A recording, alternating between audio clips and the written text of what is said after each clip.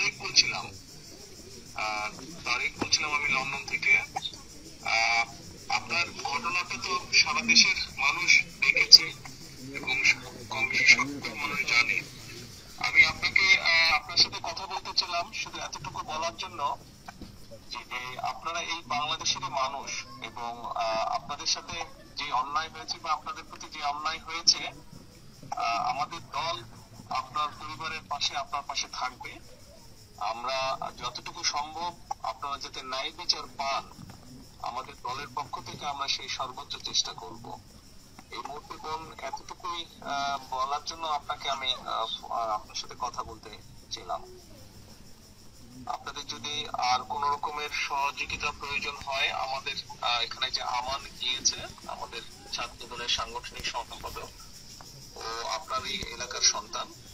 আপনি যদি ওকে বলেন আপনাদের কোনো কি সহযোগিতা প্রয়োজন, আমরা চেষ্টা করব যতটুকু পারি আমাদের অবস্থান থেকে আপনার পাশে দাঁড়ানোর জন্য।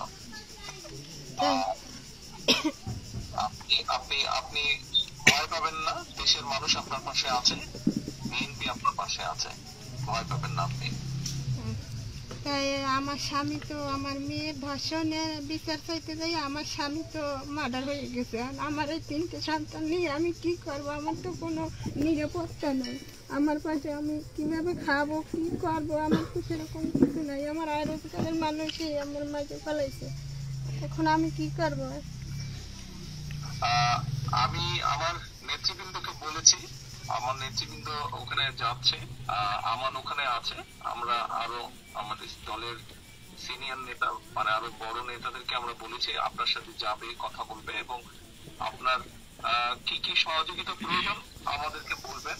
কতটুকু পারবো জানি না, তবে আমরা অবশ্যই চেষ্টা করবো আপনার পাশে দাঁড়াতে এবং আপনি যাতে আপনার প্রতি যাতে আইনের শাসন আপনি পান, যাতে আপনি ন্যায় বিচার পান, সেজন্য আমাদের দলের যারা উকিল আছেন, লয়ার আছেন যারা, তাদেরকে আমরা সেইভাবেই নির্দেশনা দেব যাতে আইনগতভাবে আপনাকে সহযোগিতা করে। আমার স্বামী মারা গেছে আজকে 6 দিন হয়ে গেল, কিন্তু এখন পর্যন্ত পুলিশ কোনো আসামি ধরতে পারলো না। পুলিশ এখন কি করে, তদন্ত করে না কি, আমি তো সেটা জানি না। আমি তো আমার স্বামীর সঠিক বিচার আমি চাই। আর আমি এই 3টা ছেলে পোলাপান নিয়ে আমি কি খাবো? আপনারা আমার পাশে থাকবেন। আমার তো কোনো পরিবর্তন নেই, আমার কোনো কিছু নাই, আমি কি করবো? আপনি টেনশন করেন না, আপনি টেনশন করবেন না। আমরা একটা দেখি আপনার জন্য আমরা কি ব্যবস্থা করতে পারি।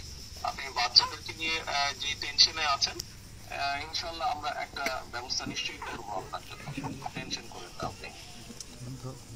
আমাদের যে